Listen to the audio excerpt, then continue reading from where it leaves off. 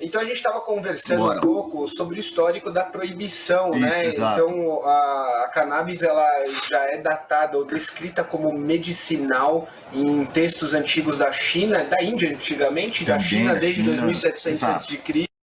Muito E ela tempo. voltou a ser realmente proibida, né, por uma associação nos anos 20 com ópio, e daí teve o reconhecimento, né, descoberta do THC e CBD na década de 60. Perfeito. Pelo Dr. Meshulam de Israel. Exato. Né, e daí Deu renovou o interesse pela pesquisa, mas o Nixon cortou.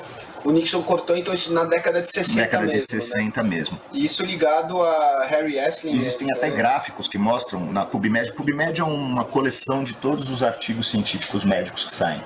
E você consegue filtrar lá os artigos relacionados THC e CBD. Maconha, CB1, CB2. E ele mostra a quantidade de artigos. Então a gente vê que os artigos começaram a subir muito, pararam na proibição de 1920, mais ou menos. Década de 60, quando começa a isolar o THC e o CBD, começa a subir, guerra às drogas vem para zero, aí fica quase zerado direto durante 3 décadas, até a década de 90, quando descobrem o CB1 e o CB2, os receptores canabinoides, e aí explode, e de 90 para hoje é exponencial a curva. E a gente tem que lembrar que nos anos 90 teve um movimento muito grande na Califórnia, né, com a maconha medicinal. Exato. E teve o Compassion Act, o ato de compaixão, onde os pacientes que já tinham testado outros medicamentos, né, e não tinham surtido resultado claro. Na sua melhora de qualidade de vida, eles tinham autorização para usar cannabis. Né? Hoje em dia a gente já chega ao ponto de que a cannabis não faz tão mal, né, quanto outros remédios e não deveria ser essa última opção como ainda é no Brasil. Né? No Brasil a gente ainda tem isso. Muito né? pelo contrário, ela deveria vir antes de muitas outras opções, porque os efeitos colaterais dela são muito mais brandos quando existem os efeitos colaterais. Na maioria dos casos eles nem existem. E como você disse, é uma substância para tratamento profilático, né? Não um tratamento... Exato. A gente quer evitar que ela seja necessária como remédio.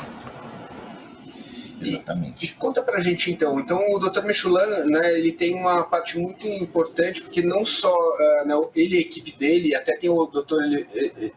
Carlini aqui do Brasil, que está ligado próximo a ele.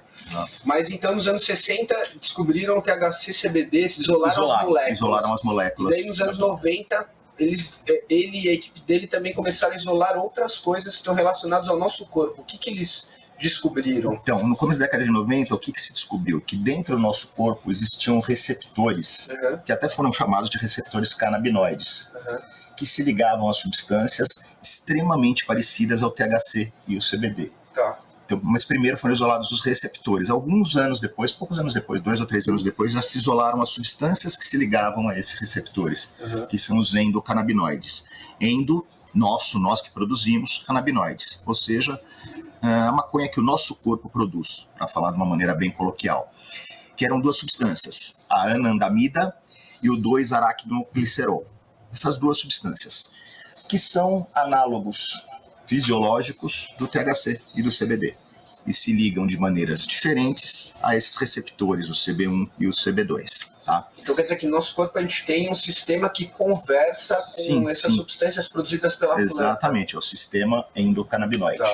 Que é o que eu vou explicar para vocês agora, o que é esse sistema, por que ele existe, para que ele serve.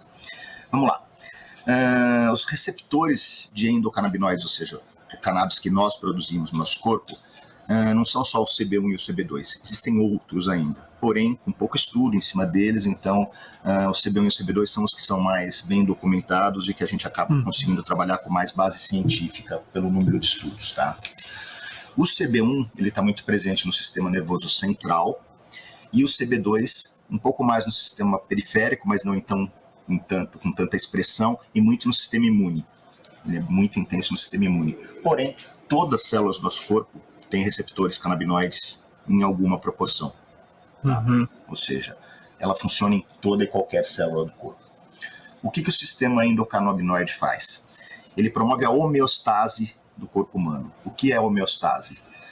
Equilíbrio entre todas as funções. Aonde ele atua?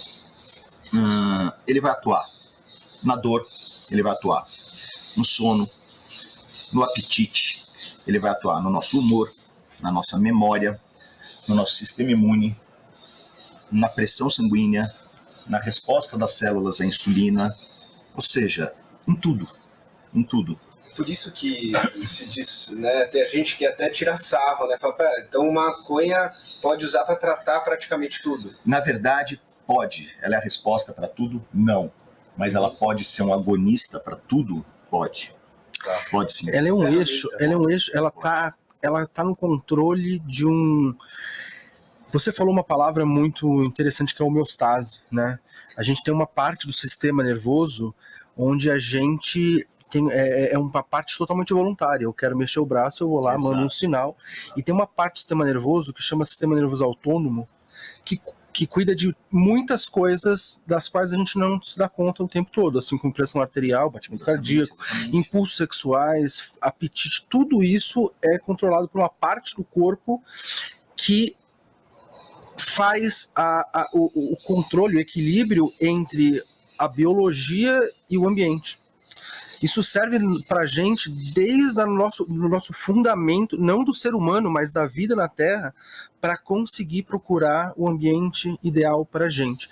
E é isso que a cannabis faz. A gente tem dois sistemas desse lado do sistema, que é o parasimpático. O simpático ele sabe explicar muito melhor, mas assim, é luta ou fuga e bem-estar. Esses dois extremos é o que faz o ponteiro do nosso sistema nervoso autônomo apontar ou para um lugar onde você chegou, onde você tem um oásis, tem alimento, uma sombra. Esses dois extremos que você colocou, o prazer ou a fuga, todo o resto do corpo acompanha. Exato. O batimento cardíaco muda, a pressão sanguínea muda, você começa a ter uma sudorese, o intestino começa a funcionar diferente. Uma mãe levanta um carro para tirar o bebê de baixo. É isso. Ou seja, é um conjunto. Toda a fisiologia do corpo humano, ela responde integrada, não é uma resposta isolada, que é a grande sacada, é o grande avanço que eu vejo na medicina canabinoide. É a gente não tratar um sintoma isolado. A gente vai tratar todo o corpo para ver se nesse conjunto de melhora esse sintoma desaparece. E é por isso que a gente acha importante envolver todas essas atividades, né? Por exemplo, o que eu vejo, o que aprendi sobre a minha doença, que é a fibromialgia. Eu não tenho, muitas vezes, a dor, não é que eu tenho inflamação real, é real a dor, eu sinto ela, mas o corpo, às vezes, ele usou estresse, muita ansiedade ou preocupações, e ele começa a transformar essas coisas que não são reais, físicas, tangíveis, mas são pensamentos, e começa a materializar isso em dor. Né? Por isso é importante a gente estar interligando a nossa qualidade de vida, né? E nossas atitudes e pensamentos e atividades para trazer saúde. Vamos nessa pegada de qualidade de vida, né? Vamos descrever um cara aqui, o Fê. O Fê dorme bem, come bem, faz atividade física, tem uma vida sexual ativa, a memória dele tá boa. Isso é tudo meta, né? São minhas metas, né? Vamos falar a verdade. O Fê é um cara, é uma pessoa fictícia. Exato. É uma pessoa que não tem nenhuma dor crônica, é uma pessoa que não tem diabetes, não tem pressão alta. Ele é um cara feliz? Tem tudo para ser feliz. Tem tudo para ser feliz, tirando fatores externos como namorada, namorado, dinheiro, boletos. O substrato tá lá para ser feliz. Tudo isso que eu citei, tá? Sono, apetite, humor, memória, vida sexual, todos esses fatores, eles são afetados pelo sistema endocannabinoide. Então, a gente pode aí fazer uma analogia que um sistema endocannabinoide funcionando equilibradamente é imprescindível para você ter uma vida saudável e feliz. Qualquer desequilíbrio nesse sistema, mexendo nesse eixo, vai mudar a qualidade da tua vida. Uma pessoa que não dorme bem, não está 100% satisfeita. Uma pessoa que não se alimenta bem, também não. E é tudo efeito cascata também, né? Acumula o outro. Você dorme mal, você não quer comer, você não quer ficar com seu parceiro, você não o teu intestino não funciona direito porque você não comeu direito. Aí você já não sabe se você está dormindo mal porque você não está comendo bem. É uma bola de neve. É uma bola de neve, tudo interligado. tudo interligado. E o sistema endocannabinoide funcionando adequadamente, ele ataca todos esses pontos ao mesmo tempo. Qual é o problema do sistema endocannabinoide? Ele é um sistema que funciona sob demanda. Ele não está sempre ativo no nosso corpo. Ele está desligado. Quando a gente tem algum probleminha, é produzida a anandamida ou o 2-AG, que são os dois endocannabinoides melhores descritos. Eles agem, e quando eles agem, o que eles fazem? Eles mudam o comportamento de uma célula. Ou seja, você vai ter mais sensibilidade à insulina, você vai ter mais fome, você vai ter uma vasodilatação. Não é ele que faz isso. Ele dá um sinal para as células que vão provocar essas alterações. Mensageiro. Quase. Um mensageiro. Um neurotransmissor, a gente chama, tá? Mas é um mensageiro. Você tem duas células separadas, aqui no meio tem um espaço vazio. Como elas se comunicam? Solta-se essa substância entre as células, que é o neurotransmissor, ele vem de uma para outra e leva o recado. É isso que a anandamida e o 2-AG fazem. De uma maneira retrógrada, que é uma coisa diferente, mas eu não vou explicar aqui, porque aí vai se aprofundar e não é o motivo da gente estar falando isso agora. Mas ele atua sob demanda, só quando é necessário. Tá? Então, assim, teoricamente, para ele funcionar, alguma coisa tem que estar errada. Ele vai lá e corrige, certo? O que acontece? Às vezes ele trabalha muito excitado e às vezes ele trabalha muito deprimido. Isso já é muito bem descrito na medicina. Existe a deficiência do sistema endocannabinoide e ela causa problemas, inclusive a sua fibromialgia. Uma das causas mais aceitas para fibromialgia é uma deficiência do sistema endocannabinoide. Enxaqueca, outra patologia, que por muito tempo ninguém consegue explicar o porquê, qual é o real motivo dela, o sistema endocannabinoide deficiente pode causar. Por coincidência, duas patologias que por muito tempo se deu antidepressivo para tratar. Tanto enxaqueca quanto fibromialgia. Que é um neurotransmissor. Também... Trabalha na concentração de neurotransmissores, alguns deles, dependendo da classe de antidepressivo. Ou seja, existe isso. Mais um detalhe, quando vocês usam placebo, o que é o placebo? A gente vai fazer um teste para ver se o remédio funciona. Ele vai tomar uma pílula de farinha e ele vai tomar uma pílula de verdade, sem eles saberem. A de farinha é o placebo, isso é placebo. O placebo usado para dor, em muitos casos ele funciona. A dor do paciente realmente passa. E isso já cientificamente foi comprovado que é a ação do sistema endocannabinoide. Ou seja, a gente está vendo... Tem as ferramentas dentro de si. A gente já tem as ferramentas, exato. É a gente fazer esse sistema endocannabinoide funcionar de uma maneira equilibrada, a gente já vai evitar muitos problemas na nossa vida. E aí entra o que a gente propõe conversar agora, a qualidade de vida. Como que a gente equilibra o sistema endocannabinoide? Claro que a base do papo, a base da associação aqui, muitas vezes, muitas pessoas procuram, por quê? Por causa do tratamento com os óleos essenciais, com os óleos extraídos da cannabis. Esse é um caminho? É um caminho, claro.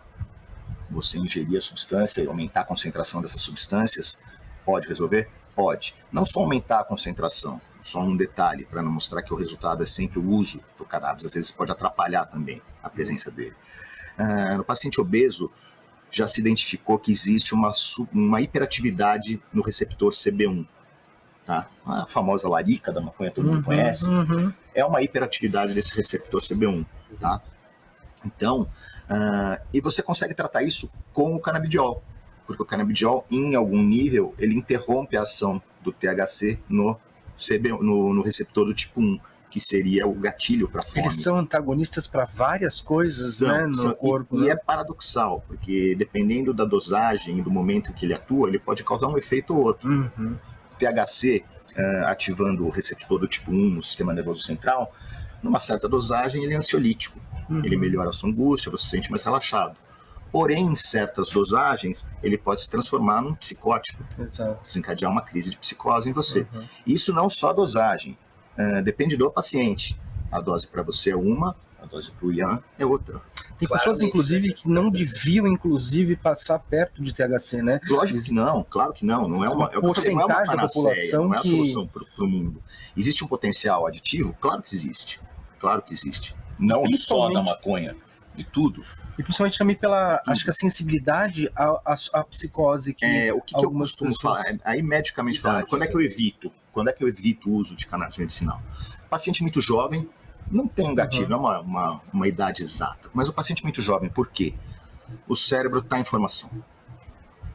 e você mexer com o sistema nervoso central enquanto ele ainda é muito plástico. Isso já foi comprovado, né? Você que não é um deve grupo de nisso. risco para não... Você pode ter uma psicose lá na frente, uma esquizofrenia. A crise motivacional também. Claro que depende de patologia de paciente para paciente. Lógico. Por exemplo, você tem uma criança epilética, por exemplo, que é o último recurso, você acaba lançando mão disso. Mas, via de regra, se eu pegar um paciente de 16 anos que me fala que tem uma dor, eu não é o paciente que eu vou escolher para entrar com esse tipo de tratamento. Ou pelo menos o THC, né? Que é o THC. Efeito...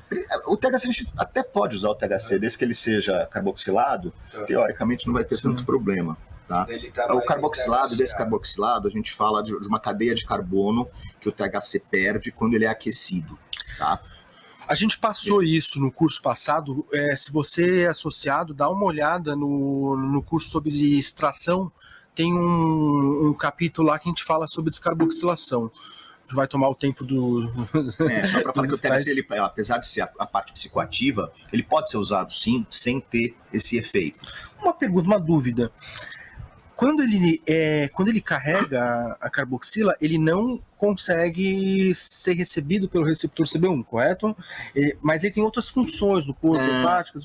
Tanto o THC quanto o CBD, ou a anandamida e o 2-AG, eles não funcionam só como... Eles são agonistas, são antagonistas, e eles podem bloquear ou liberar esses receptores.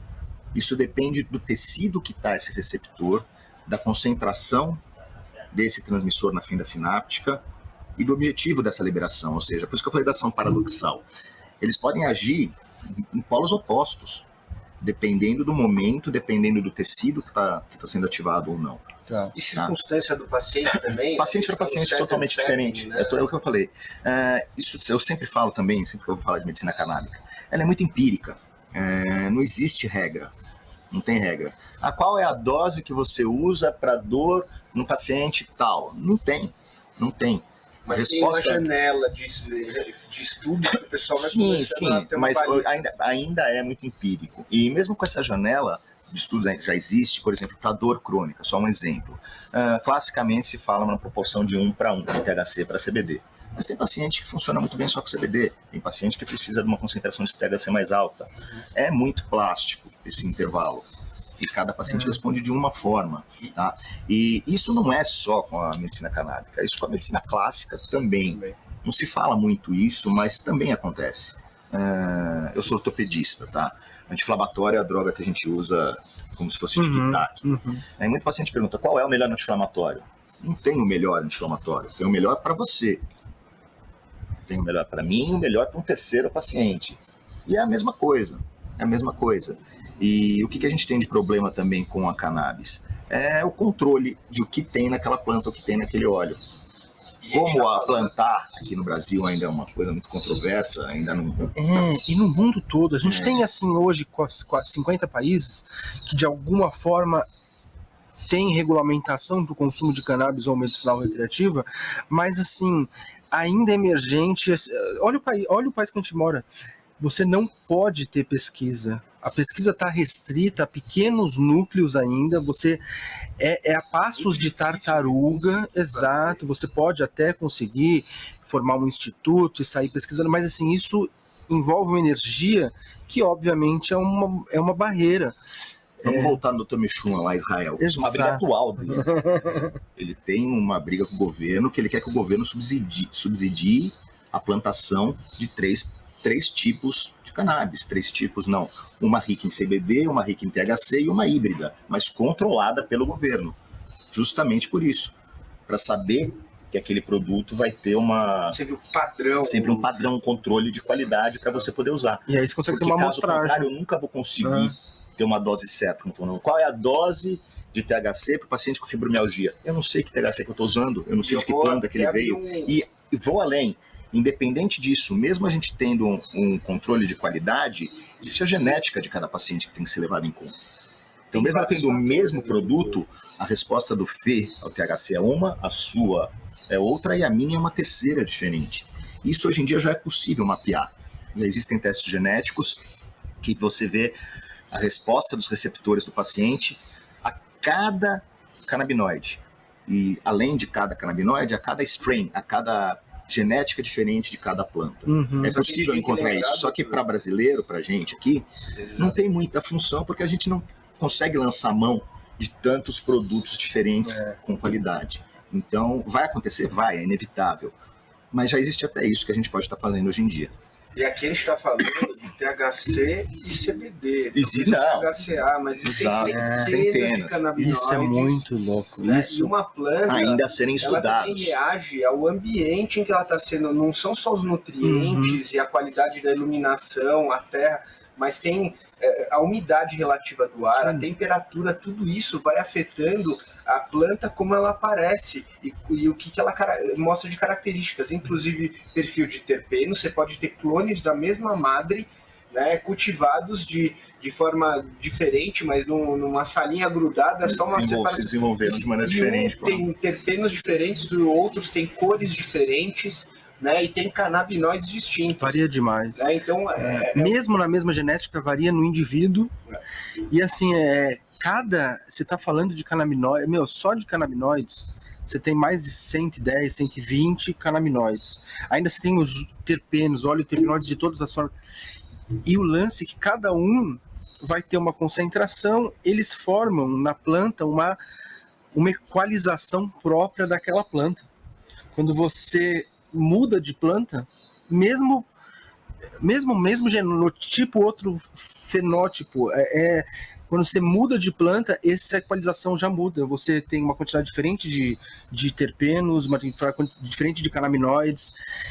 É muito difícil padronizar, eu imagino que deve ser muito difícil. E é aí que entra um negócio que eu não sei o quanto que a gente tem uma necessidade de padronização em tudo na vida muito grande. Vem da Revolução Industrial. Exato. Né, de colocar tudo em caixinha. Exato. E eu não sei o quanto que isso está sendo bom, porque assim, eu tô vendo que essa padronização é tão difícil no cultivo, na agricultura, que o que está sendo feito é passar tudo isso para farmacologia. Na verdade, eu acho que, não querendo te interromper, Não, imagina, por favor. A padronização, ela tem o objetivo de ser prática, de economizar tempo. Sim. Tudo que é sob medida é melhor. Tudo. Afinal, somos seres diferentes. Somos diferentes, ou seja, o sob medida é o ideal para todos nós. O que acontece? O sob medida leva mais tempo e custa mais caro. Então, o foco da padronização é o quê? É ganhar tempo e dinheiro. Sim. Ela é melhor? Com certeza ela não é melhor. Se cada um de nós tivéssemos um remédio desenvolvido para a nossa patologia, para o nosso corpo, óbvio que seria melhor. Mas seria inviável economicamente e no tempo também que a gente precisa para tratar. Isso falando da medicina, mas acho que em tudo na vida. Fazer um terno, é melhor ir na loja comprar ou fazer um sob medida para você? Sob medida vai ficar melhor. Sim, a comidinha, né? Você quer Vai no McDonald's, fast food ou você quer faz a sua aquela comidinha que sua mãe faz com carinho para você, né? Mas é o preço que a gente paga pela praticidade que o mundo de hoje acaba cobrando de todos nós. Foi gerada pela essa revolução industrial, sim, né? Sim. Então... E tem um negócio do mercantilismo também que fica complicado no meio dessa questão da cannabis, né, dessa discussão social porque o que me preocupa é a discussão entre o fitoterápico e o farmacológico, porque eu acho que tem espaço para os dois, e a gente está agora, seria muito feliz se a gente tivesse hoje, já começa, mas a gente tivesse hoje uma grande gama de produtos na farmácia para gente, mas que também se abrisse caminho para o fitoterápico. E a gente está falando sempre dos farmacológicos, que é o CBD e o THC isolado, um espectro bem, na verdade, nem espectro, é uma substância única, né? E enquanto você pode fazer a sua medicina com muito menos padrão. Óbvio que a gente está falando sobre abertura de mercado, tudo mais assim, fica que a maconha faz mal, mas o remédio da farmácia faz bem, sabe? Eu não vejo outra explicação para isso, a não ser puro preconceito. Não existe uma justificação para isso. Primeiro porque o remédio da farmácia, em algum momento ele partiu de algum fitoterápico. Exato. Não tem jeito. Então, falar remédio natural, todo remédio em algum momento partiu da natureza. Sabe? Ninguém fez uma mágica, a substância apareceu. Sintetizou do nada. Nada. Eu peguei o nada com nada e planeta. Não, ela estava lá em algum lugar, entendeu? Sabe? A defesa da Amazônia, ninguém quer a planta bonitinha lá. O mundo inteiro quer a Amazônia por esse motivo. Ninguém está preocupado, né, com o oxigênio do mundo e preservar o verde. Não é esse o objetivo. Não, isso é a minha opinião particular, tá? A gente nem era para ter nisso, mas... Então, assim, essa comparação entre o da farmácia e o não da farmácia, é lógico que o da farmácia, por ser industrializado, ele vai ter algumas vantagens e desvantagens. Tem um padrão, que a gente falou. O padrão é bom? Não, nem sempre é bom. Mas é prático, ficar mais barato. Deveria ficar mais barato. Deveria ser. Deveria ser. Mas aí vamos entrar em outro assunto também, que acho que não é o foco no momento. Então, assim, mas eu não tenho nenhum preconceito contra o da farmácia também, certo? Acho que tem espaço para todos. Tem espaço para todos. Mas só pincelando no que eu falei agora, tem gente que acha que só porque é artesanal, que deveria ser praticamente não custa nada. Muito pelo contrário. Mas é uma coisa que a gente precisa deixar muito claro. É o terno que você falou. Acabou de falar, ele é sob medida. Ele é caro, ainda mais no país onde a gente está falando de uma medicina, uma planta que é ilegal. Né? Então imagina, tem gente que corre risco para fazer essa produção da planta, né? Daí depois tem que processar esse material, extrair, né? E transformar num óleo com um padrão de qualidade, né? Para entregar para um paciente que vai usar isso daí no seu tratamento. E vamos para um outro problema, segurança no nosso país. Quando esse local em que isso é plantado, em que se faz essa extração de óleo, fica público, as pessoas sabem o que acontece ali. É um terceiro problema que a gente tem que se preocupar no Brasil. Muito grave. Com certeza. Então Mas vamos lá, doutor. Vamos voltar então por essa multifatoriedade, né? Então,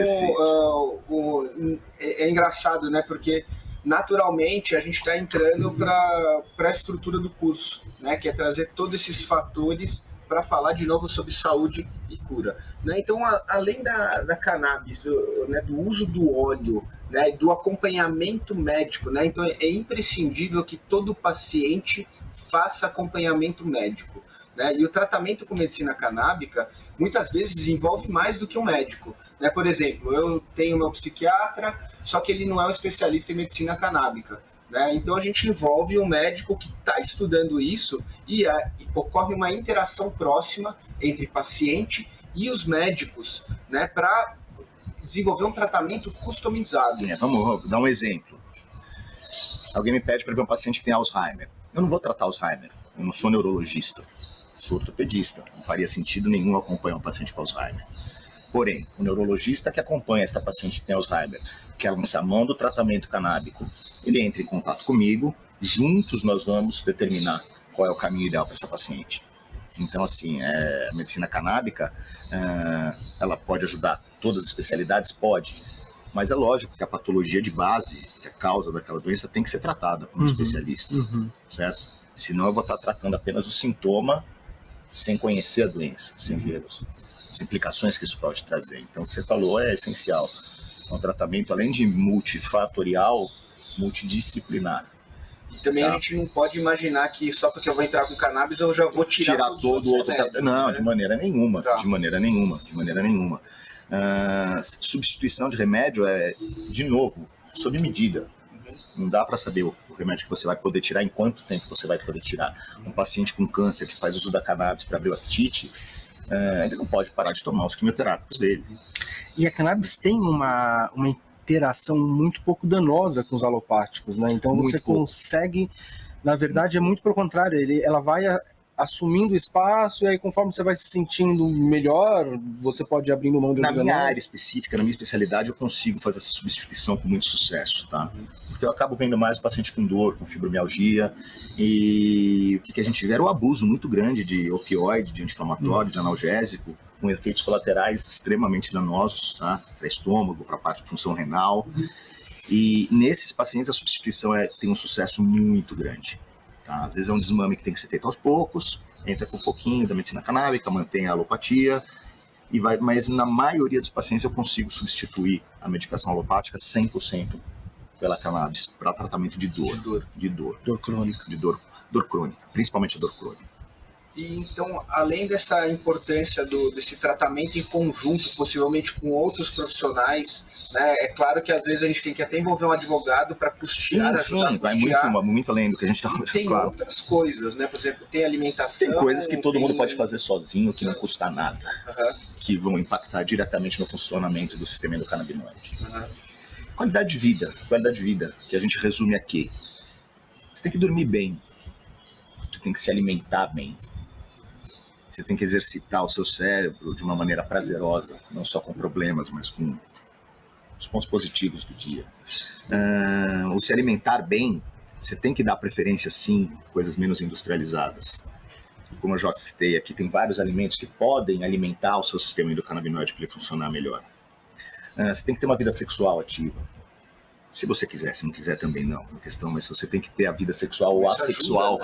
Ajuda a liberação hormonal. Você precisa de acompanhamento médico clássico? Sim, você precisa. Porque existem várias patologias que com exames clínicos a gente pode encontrar a origem delas muito antes delas terem reflexos fisiológicos irreversíveis. Então, assim, estilo de vida, atividade física essencial. Respirar bem, né? Essencial. Respirar é uma coisa que todo mundo sabe, que você sabe como, que você consegue identificar o seu estado de espírito pela respiração, porque ninguém presta atenção nisso. Mas se prestar atenção, você sabe se você está calmo ou não. Né? Deixa eu ver como é que eu estou respirando. Você sabe se você está calmo ou não. Você sabe se está tudo bem ou não, pelo padrão da sua respiração. Então, assim, a atividade física eu acho essencial.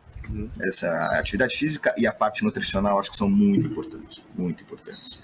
Porque, assim, tem outras coisas que independem do que você faz para ser feliz. É claro que tem a parte externa, como eu falei, tem os boletos, tem os filhos, tem os maridos, tem as mulheres, existem programas aí. São terceiros, é outra coisa. Os terceiros aí a gente não tem muito como tá interferindo nessa área, mas se a gente manter todo esse conjunto de outros fatores que a gente está falando equilibrados, vai ser muito mais fácil a gente controlar esses terceiros que a gente não pode. A gente tem que dar bons inputs para o nosso sistema. Exatamente. Né? Alimenta o teu corpo bem. Basicamente, durma bem, coma bem, faça atividade física. Só isso. Comer bem, dormir bem, fazer atividade física já vai ter um benefício para o seu sistema endocannabinoide muito grande, muito grande, muito grande. Então, já começa a trazer equilíbrio para os outros sistemas sem ter que adicionar sem ter que tomar nenhum remédio. Não só para tratar um problema existente. Foco aqui para prevenir o aparecimento desse problema. Prevenir o aparecimento desse problema. E você acha importante suplementar ou você acha que eu consigo encontrar a maior parte desses suplementos numa alimentação diversa, né? Que outro dia a gente estava falando também sobre diversos tipos de óleos, gorduras, né? Que ajudam... Né? Cara, então, por muito tempo eu trabalhei com medicina esportiva, tá? Mais próximo atleta, e isso era uma questão extremamente frequente para mim. Se eu preciso suplementar minha alimentação. Não. A não ser que você tenha alguma deficiência de algum nutriente no seu corpo, a não ser que você não consiga se alimentar adequadamente, você tem um dia muito corrido e pula um almoço, pula o jantar, não consegue se alimentar. Muita restrição alimentar. Alguma restrição alimentar. Se você tem tempo para comer e nem precisa de dinheiro, uma alimentação saudável é muitas vezes muito barata. Se você tem mais próxima de você, ela veio, se você tem tempo e você come tudo que eu digo é tudo. Você come verde, carne, peixe, ovo. Se você tem uma alimentação balanceada, não tem receita nenhuma complicada, uma alimentação simples, arroz, feijão, salada, bife. O ser humano nunca teve problema com isso, ele sempre soube o que comer. Você não precisa suplementar. Não existe necessidade nenhuma de suplementação. Uma alimentação regrada funciona muito bem. Como eu falei, existem algumas coisas que você pode dar uma atenção especial caso exista uma deficiência. Como eu falei, a produção da anandamida e do 2-AG, eles dependem do ácido graxo, dependem do ômega 3, 6 e 9, que são substâncias que o nosso corpo não produz. Eu vou ter que ingerir isso de qualquer maneira. Classicamente todo mundo fala do óleo de peixe, o peixe mais gordo, mas não, o ômega 6 está presente até em plantas, até plantas que têm isso presente. Então, uma alimentação variada é o suficiente. Então, posso ser vegetariano e ter uma alimentação completa, por exemplo? Pode. O vegetariano, ele tem um probleminha só que até hoje é o que mais se discute, que é a vitamina B12. Tá. Que a vitamina B12, teoricamente, vem dos nitritos, da ação das bactérias. Então a vitamina B12 ainda é uma muito discutida. Já tem muita gente que fala que consegue ela extraída de algas para fazer essa suplementação, mas ainda não é um consenso médico. Então, assim, mas nada contra. Toda a proteína necessária, gordura necessária, carboidrato necessário, você pode extrair das plantas sem problema nenhum. O único senão do veganismo, do vegetarianismo, ainda é a B12, mas que já está a caminhos de ser resolvido. Tem muita gente que defende que já é possível. E por suplementação também você consegue. Não tem problema nenhum. Então é uma questão de estilo de vida. Isso é muito. Estilo de vida. Eu não fui muito. Eu não entrei muito nesse assunto, mas eu estava vendo. Acho que o último trabalho do Michelin é sobre lipídios e o impacto disso no caráter das pessoas. Porque para todo o trabalho de absorção dos canabinoides, você tem um sistema que funciona absorvendo esses canabinoides pelo sistema gastro também, que isso parece ter um ciclo no corpo, e esses lipídios estão totalmente relacionados ao como você absorve essas produções dos endocannabinoides, sabe? Eu não fui muito atrás disso, mas comer bem faz você até conseguir absorver mais nutrientes de forma geral, inclusive cannabis. Se você se alimenta bem, você consegue absorver melhor os canabinoides, né? Para quem faz uso também da medicina em gotas, ajuda muito você estar com um sistema gastro bem equilibradinho, a flora intestinal boa. Quando eu oriento o paciente a usar gota, normalmente eu peço que ele mantenha ela sublingual um período grande. Entendi. Para a absorção ser, principalmente pela vascularização que a gente tem embaixo da língua e não pela dedução no intestino. Mas também vai acontecer, em grande parte, lógico. Vamos lá. Então, vamos lá. A gente falou então de toda essa parte, né? O que a gente está em... Da qualidade de vida. Eu acho que o ponto que você estava falando, na verdade, é interessante da superestimulação e hiperatividade e deficiência do sistema canabinoide e do canabinoide, como isso afeta também algumas patologias ou doenças. Bom, como a gente já mostrou que o sistema endocannabinoide acaba funcionando em praticamente todos os sistemas biológicos do nosso corpo, é claro que se é hiperativo ou hipoativo, ele vai ter consequências. Tá? Eu já tinha citado anteriormente, uma deficiência nesse sistema, hoje em dia é aceito como a maior justificativa para a fibromialgia, que por muito tempo foi falado que era uma doença de mulher louca, que não existia. Você sabe que não é, mas é verdade. Hoje a causa principal da fibromialgia é aceito que seja uma deficiência do sistema endocannabinoide. Algum receptor específico? CB1, CB2, sabe? Normalmente CB1, dor, sistema nervoso central. Então é o THC usado mesmo na medicação pro... Exato, porque aí a gente está falando do sistema nervoso central.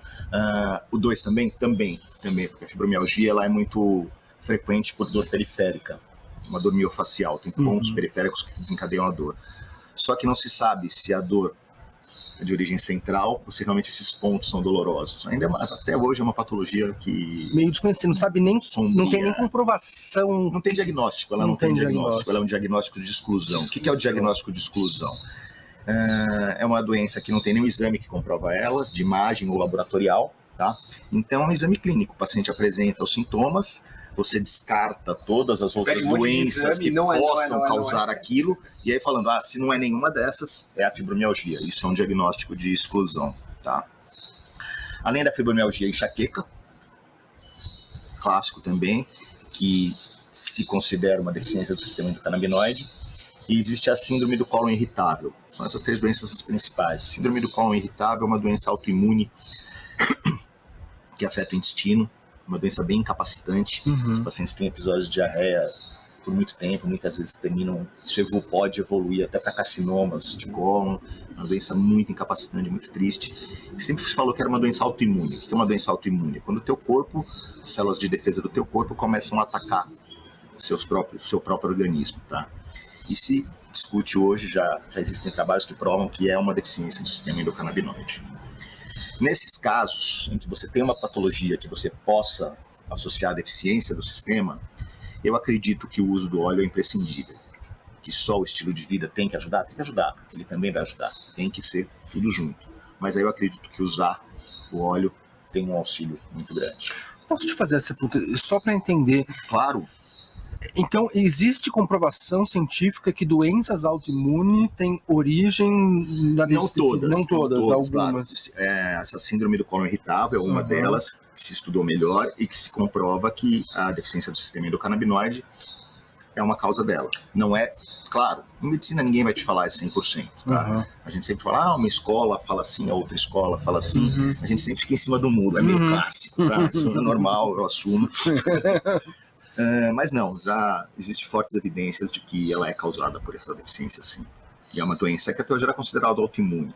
E é autoimune, porque o sistema endocannabinoide é um sistema fisiológico nosso, é um defeito dele que pode estar causando isso. E pelo consumo de exocannabinoides, você consegue regular essa... É caminho de outros estudos. Tem se tentado usar, sim, o THC ou o CBD para tratar a síndrome do colo irritável, em alguns trabalhos mostrando já muito sucesso. Mas ainda é muito cedo para falar se é o tratamento efetivo ou não. Para fibromialgia, por outro lado, não. Já é uma coisa muito bem documentada, muitos pacientes vêm usando e muitos pacientes têm tido um resultado muito legal nesse tipo de tratamento, tá? Para síndrome do colo irritável, não.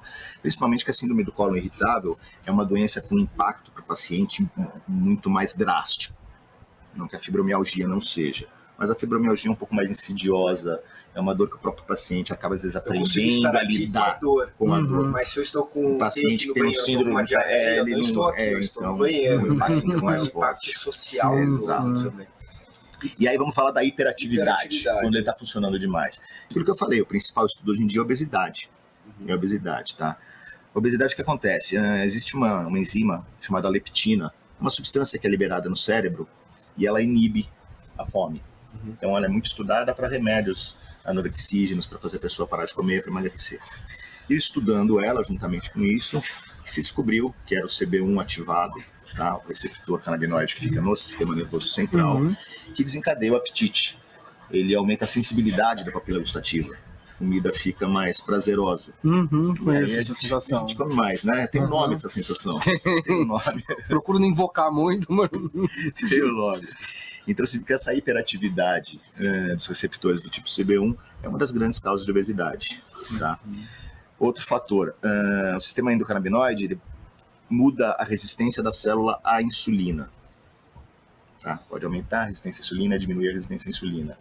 Logo, também a diabetes pode ter um benefício muito grande com o sistema endocannabinoide. Ainda está em estudo, mas também é uma das coisas que ele influencia diretamente. É engraçado, tem um canabinoide chamado THCV, né, que tem acho que na Red Boys, tem algumas genéticas africanas. Que é um negócio bem recente que está se descobrindo, né? E é um canabinoide, né, que é indicado para quem tem obesidade, né, ou demência, diabetes, porque ele inibe a larica. Por exemplo, a memória, quando a gente fala de cannabis e memória, né? Todo mundo sempre associou a maconha, o maconheiro esquecido, né? Não lembra de nada, não lembra de nada. E é verdade. Uma das funções do THC no cérebro é fazer você esquecer. É fazer esquecer o que não é importante. Ele realmente... é uma função de sobrevivência nossa. Exato, para você dormir bem, para você relaxar. Não adianta a tua cabeça estar a milhão. Se a gente lembrar pensando. De tudo... Você não dorme. Não desliga, né? Então a função de esquecer é boa para o corpo, num certo... Para aprendizagem, até para você conseguir ir para outro lugar. Para recuperação. Tem coisas que você precisa esquecer. Então isso é engraçado, quando falam de usar o THC para auxiliar a memória...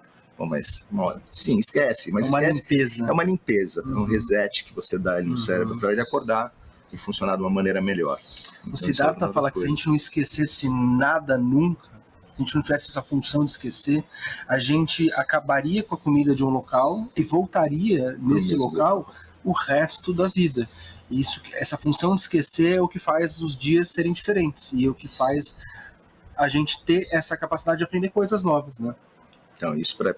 E a gente até se limar, é uma né, função boa. Tem que esquecer, tem que esquecer. Tem coisa que tem que esquecer. E é uma das importâncias do tratamento. Por isso que a gente fala para o Alzheimer. Pô, o paciente já é demente, já tem um certo grau de demência, já tem uma dificuldade de cognição. Você vai dar maconha para ele? E quando você estava falando da obesidade, pô, mas você falou que a atividade do receptor canabinoide, que dá larica, o cara come e fica gordo, e você vai tratar? Sim. Sim. Isso ajuda a regular. Porque o CBD isolado, ele pode anular os efeitos do THC, que seria a anandamida, no caso, o THC endógeno. Então, sim, a gente pode usar para coisas que, falando coloquialmente, para quem não está inteirado com o assunto, parece meio absurdo. Mas a minha mãe não lembra nem do nome dela. Você vai tratar ela com maconha? E é engraçado a gente Sabe? ver, Pô, né? eu tô esses gordo desse estágios. jeito, você vai me dar maconha pra emagrecer? Mas os estudos falaram que realmente existe essa perda de memória, e essa perda de memória é completamente revertida depois de 6 semanas de interrupção do uso. Tipo, eu não tenho a fonte disso, mas assim, eu lembro disso não ser algo permanente. A gente realmente tem um período onde as informações não são tão facilmente impressas ali, mas depois de um tempo, isso não é uma mudança permanente. Normalmente, e é aquilo que eu falei, você esquece o que não é importante. E tem que lembrar também que Não é o tratamento à base de cannabis, não é o uso da maconha, que você vai esquecer de pagar o aluguel no dia seguinte. Não é. Você não vai esquecer. E tem que Você não lembrar vai das esquecer. outras propriedades que tem, né? Como neuroprotetor, regenerador, né? Então, assim como não se... Antioxidante. Protetor tumoral também, né? A população mundial, os estudos hoje em dia mostram que a população que mais está adotando cannabis no seu dia a dia, como estilo de vida e qualidade de vida, é 50 a mais. E é quem mais se beneficia também fisicamente com os benefícios A mídia pro nos cérebro. Estados Unidos, hoje em dia você vê muita propaganda relacionada a cannabis. Você vê isso claramente. É o público. 50 anos 50 pra a cima. mais é o É a grande droga, público. anos pra cima. É a droga da terceira idade, Da terceira é a idade. droga da longevidade. Da longevidade, é verdade. E é engraçado isso, que é muito legal, é muito bacana que a gente tenha isso agora, daqui pra frente, mas é muito irônico que hoje quem mais se beneficia é a geração que mais bebeu do proibicionismo, né? De alguma maneira, os nossos pais, os nossos avós, a gente mesmo, viveu numa época muito mais restritiva do que hoje. Sim. E muita gente teve esses dois momentos da vida. Um momento onde aceitar que aquilo era algo extremamente perigoso, extremamente danoso para a sociedade, aceitou e conviveu com aquilo, e hoje está vendo a cannabis de uma forma totalmente diferente. E está vendo quanto isso impacta beneficamente na vida. Você vê uma senhora de 70 e poucos anos vendo graça e dando risada e comendo uma coisa gostosa na frente de uma TV.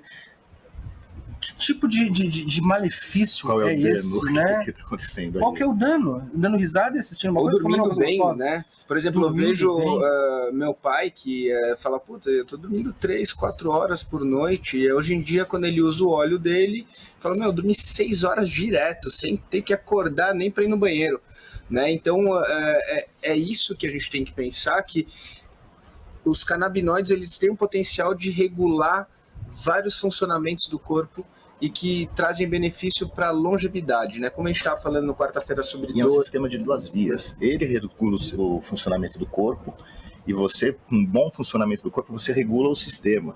E você é mais feliz, Então, mais presente. é dos dois lados, é de 2 vias essa mão. Então, você precisa do sistema endocannabinoide para você ter esse equilíbrio, a tal da homeostase. Mas você precisa de equilíbrio e homeostase para que o sistema endocannabinoide funcione direito. E seja potencializado. Então né? você tem que cuidar dele. Cuidar dele como? Estilo de vida, qualidade de vida. Assim você cuida do seu sistema endocannabinoide para que ele possa cuidar de você. E que volta para o nosso papo de quarta-feira de dor. Né? Porque as pessoas estão vivendo mais tempo. Vivendo mais tempo, a medicina evolui, existem outros remédios. Uma patologia que antes mataria, hoje não mata mais.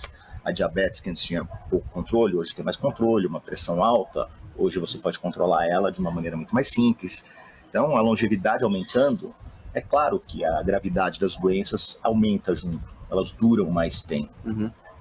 E por que não tratar com alguma substância que é menos danosa do que certos remédios vendidos na farmácia sem prescrição e para qualquer idade de pessoa? Exato.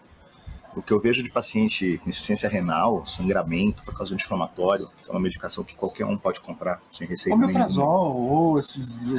Não, o omeprazol até que é bonzinho, ele é para proteger o sangramento. Mas eu voltarei da vida, digo, sabe? Já não existe. Então... Eu acho que eu tinha ouvido falar que o uso indiscriminado durante longos períodos tem relação com doenças tipo Alzheimer, né? Tem muito estudo, muita coisa, tá? Mas nada... Mesmo a própria gênese do Alzheimer ainda ninguém bateu o martelo. Entendeu ainda. Sabe, ainda não se tem certeza exatamente o que acontece. De qualquer forma, é a gente viver muito. A gente viver mais tempo, né? A gente ficando mais velho, a gente, infelizmente, vão aparecer coisas novas que não apareciam quando o pessoal morria com 40 anos. Então, é um preço a se pagar, é um preço a se pagar. Mas, é um preço a se pagar, mas é um motor, é a força que a gente tem também para cuidar mais da qualidade de vida, para que esses anos que nós vivemos a mais sejam anos bem vividos, não anos de cuidado. Então, essa prevenção é importante para que essa sobrevida seja de qualidade. Seja de qualidade, exatamente. Chegou perguntas? Peguei meu celular, a Thali tá mandando algumas coisinhas, né? Comentários e pedidos, então vou usar aqui o celular para essas perguntas, né? Então, o que o doutor acha sobre a influência da lua no tratamento com cannabis, em relação à dosagem, efeito, deixar mais sonolento, mais sensível, duração do efeito? Você sabe alguma coisa sobre isso? Não. A influência da lua no tratamento, eu nunca fui atrás desse material. Não vou conseguir te ajudar nisso. Essa parte eu realmente não tenho a menor ideia. Acho que tem que, de repente, procurar alguém que trabalhe mais com essa parte biodinâmica, exato, né? Eu acho que é lógico, o dia e a noite, sim. Se você falar o ciclo circadiano, tem influência. Às vezes pacientes se beneficiam de uma dose pela manhã, às vezes à noite, às vezes de manhã e à noite.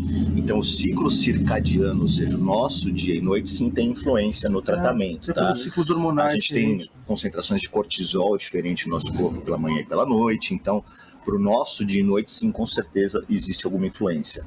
Agora, para o dia e noite astrofisicamente, terrestremente falando, eu não sei.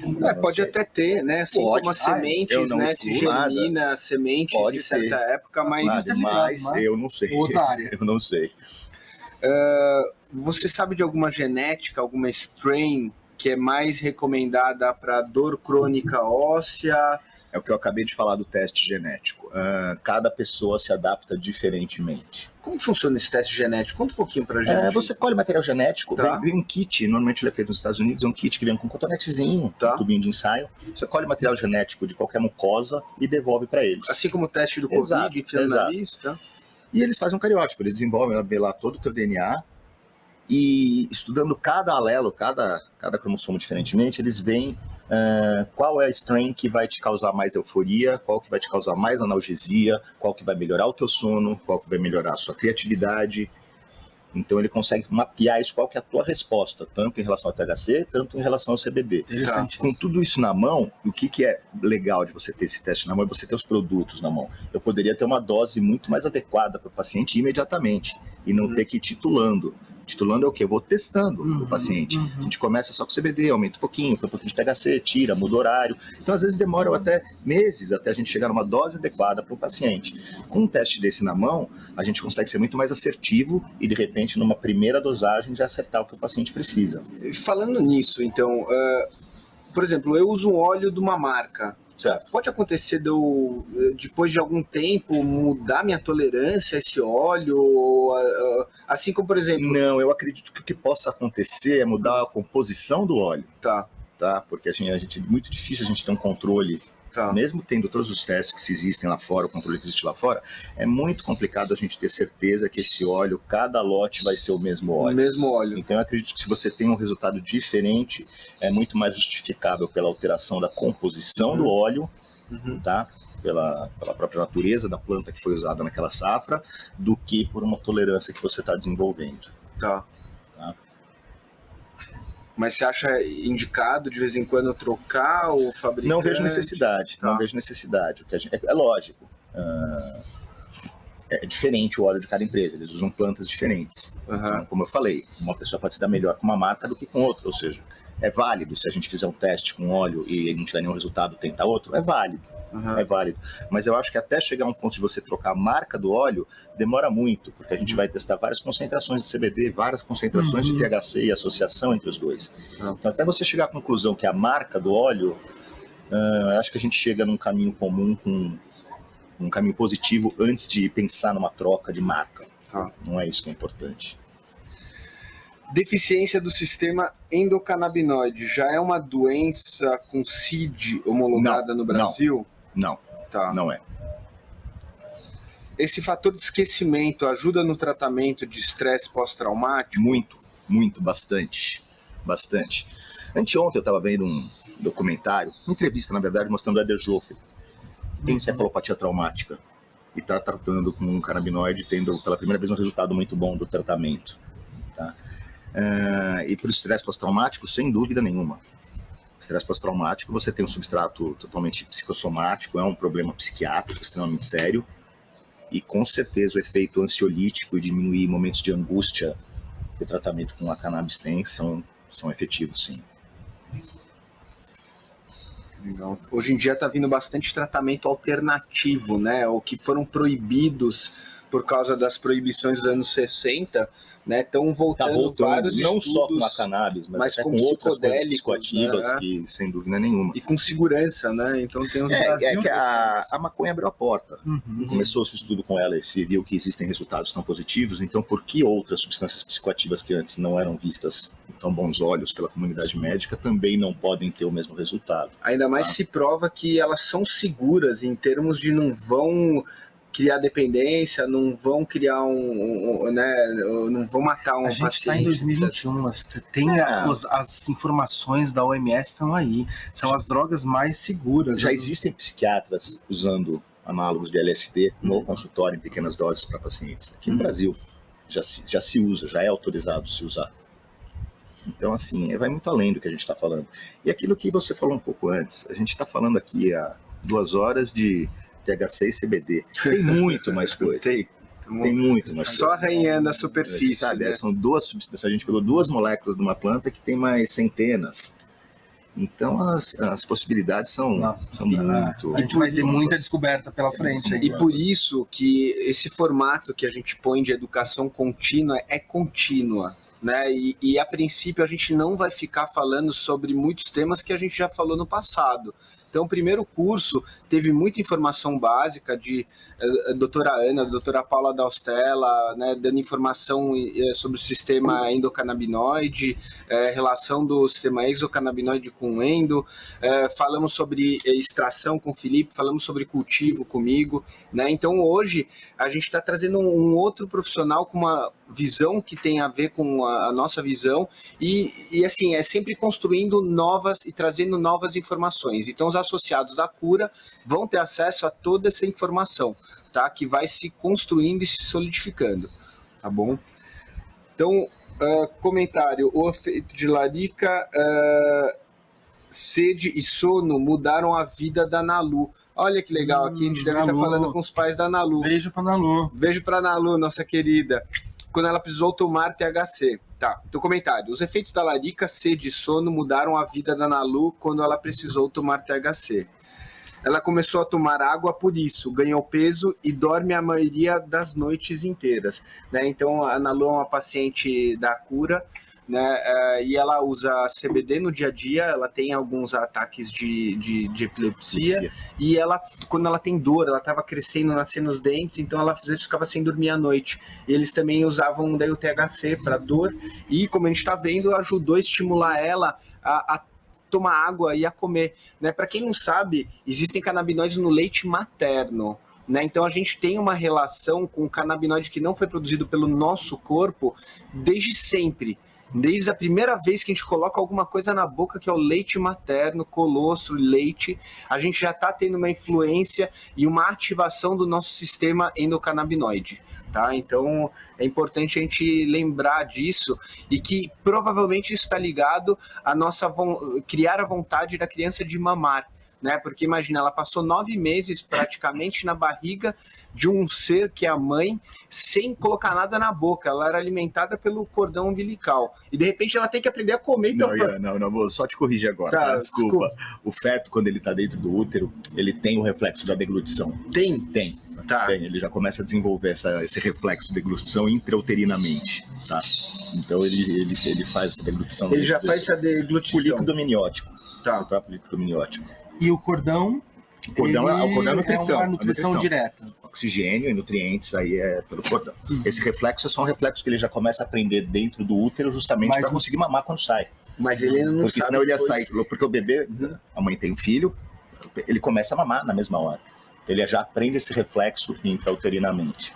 Tá. Ele não comia, mas ele Tava treinando. Uhum. Tava treinando. E quando ele começa daí a mamar, ele tem daí esse contato com... Não, aí é outra história, que você falou que o reflexo já existe. Tá. Só pra ninguém me corrigir, antes de alguém corrigir a gente. Né? Perfeito. Então, aqui estimulou a Nalu a ganhar peso e dormir a maioria das noites inteiras. Tá? Então, pergunta para mim, para o Ian. Li ontem de uma médica que é muito preocupante associar a cura no tratamento canábico em patologias que não têm cura. Qual sua visão sobre o significado da cura no tratamento com cannabis? Então, como a gente já falou hoje na nossa palestra, cura em si, ela é uma utopia, ela é uma direção para a qual a gente quer se direcionar, né? Enquanto a gente estiver vivo, a gente não tem uma cura absoluta de nada na nossa vida, né? A gente vai tratando situações da nossa vida e sintomas, né? O que a gente quer é trazer saúde, equilíbrio e qualidade de vida, né? Então é isso que a gente está trabalhando. Então a cura, ela é uma ideia, eu acredito, né? que Uma ela tenha se direção. referido a alguma doença que realmente não tenha cura, uma distrofia muscular, uma esclerose múltipla. Não tem cura, realmente não tem cura. Agora, existe uma expectativa de vida desse paciente. E como esse paciente vai viver durante esse tempo? Com que qualidade? Exatamente. Essa é a então, pergunta. Mesmo que você não use para curar a patologia de base, use Tem para que outras ele tenha uma funções. qualidade de vida melhor. Então, Assim, às vezes a cura não é o objetivo do tratamento, às vezes Exato. o tratamento, por exemplo, o paliativo, autismo. é apenas para... O autismo é uma condição sem tratamento. O único tratamento que parece que está sendo hoje desenvolvido é o tratamento com canabinoides. Tipo, a intenção não é a cura, é a melhora, é a qualidade de vida. qualidade de vida. E é o processo, né? Eu acho que muitas vezes a gente está muito focada com um objetivo lá na frente, sendo que faz a diferença, que é o porquê a gente traz toda essa estrutura desse curso, dessas palestras, é o processo, né? Mas ter cada vez mais qualidade em tudo que a gente faz na nossa vida.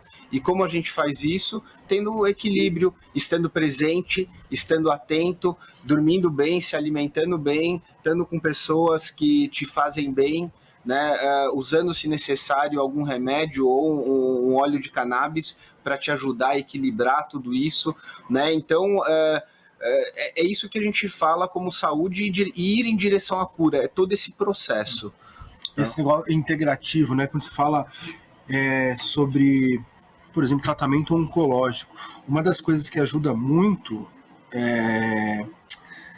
o tratamento oncológico por meio do óleo de cannabis é justamente a retomada do paciente, o apetite, a diminuição do enjoo. É a náusea. A náusea. Ele vai comer Isso melhor. não é cura, isso não está associado à cura, mas está associado àquilo que estava sendo falado aqui sobre muitos fatores integrados da vida, que um paciente sem fome, um paciente com náusea o dia todo, ele não vai conseguir ter força para combater a doença, porque não vai comer direito, vai ficar deprimido.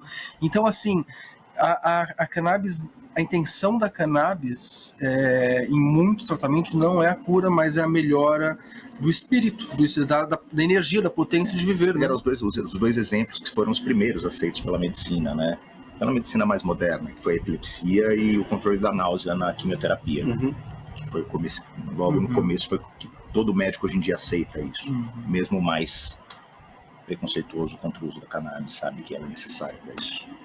E que tem a ver com a liberação da parte medicinal nos Estados Unidos, que é o ato de compaixão, de Compassion Act, que é deixar claro que esse tipo de tratamento ele pode trazer uma melhora na qualidade de vidas em pessoas que estão em casos muito extremos. Mas não. Você vai viver bem. Né? Se eu tenho câncer terminal, muitas vezes eu não vou curar ele, não, de maneira nenhuma. Né? Então não vou eliminar ele, mas eu vou trazer longevidade, né? E muitas vezes eu vou acabar morrendo de outra vida coisa. De qualidade. Exatamente. Que é esse o objetivo, a gente tá aqui, viver essa vida com qualidade e não ficar sofrendo, né, seja com memórias necessárias ou sentimentos ou dores desnecessárias, quando é possível amenizar ou eliminar, né, esses fatores. Exatamente.